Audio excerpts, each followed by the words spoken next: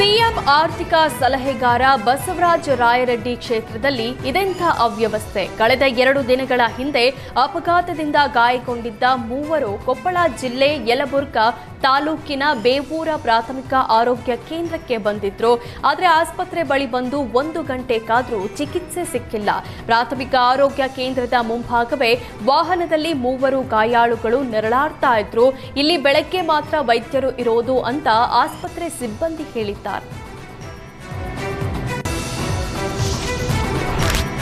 ಶಾಸಕ ಯತ್ನಾಳ್ ಪುತ್ರನ ಮದುವೆ ಸಂಭ್ರಮ ಜೋರಾಗಿದೆ. ಮದುವೆ ಸಂಭ್ರಮದಲ್ಲಿ ಗಣ್ಯಾತಿ ಗಣ್ಯರು ಆಗಮಿಸಿ ನವ ವಧು ವರರಿಗೆ ಶುಭ ಹಾರೈಸಿದ್ದಾರೆ.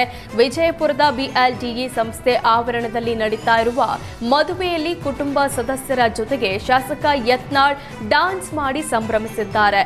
ಬೀದರ್ ಮೂಲದ ಉದ್ಯಮಿ ಪುತ್ರಿ ಆಬೋಲಿ ಜೊತೆ ಯತ್ನಾಳ್ ಪುತ್ರ ರಾಮನಗೌಡ ಪಾಟೀಲ್ ವಿವಾಹ ನಡೆದಿದೆ.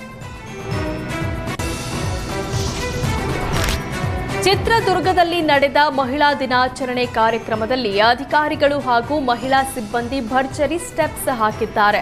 ಮಹಿಳಾ ಮತ್ತು ಮಕ್ಕಳ ಕಲ್ಯಾಣ ಇಲಾಖೆಯಿಂದ ಚಿತ್ರದುರ್ಗದ ವಾಲ್ಮೀಕಿ ಭವನದಲ್ಲಿ ನಡೆದ ಕಾರ್ಯಕ್ರಮದಲ್ಲಿ ಮಹಿಳಾ ಹಾಗೂ ಮಕ್ಕಳ ಕಲ್ಯಾಣ ಇಲಾಖೆ ಡಿಡಿ ವಿಜಯ್ ಕುಮಾರ್, ನಿರೂಪಣಾಧಿಕಾರಿ ಮಂಜುನಾಥ್, ಚಳ್ಳಕೆರೆ ಸಿಡಿಪಿಒ ರಾಜಾ ನಾಯ್ಕ್ ಡಾನ್ಸ್ ಮಾಡಿದ್ದಾರೆ.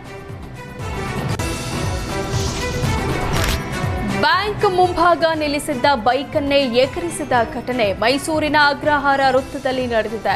ರಸ್ತೆಯಲ್ಲಿ ನಡೆದುಕೊಂಡು ಬಂದ ಖದೀಮ ಬೈಕ್ ಬಳಿ ಯಾರೂ ಇಲ್ಲದಿರುವುದನ್ನು ಗಮನಿಸಿ ಕ್ಷಣಾರ್ಧದಲ್ಲಿ ಬೈಕ್ ಕದ್ದು ಪರಾರಿಯಾಗಿದ್ದಾನೆ.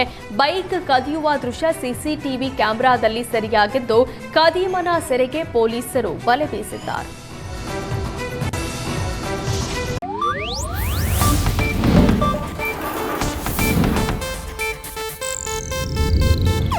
ಇದು ಏಷ್ಯಾನೆಟ್ ನ್ಯೂಸ್ ನೆಟ್ವರ್ಕ್ ಪ್ರಸ್ತುತಿ.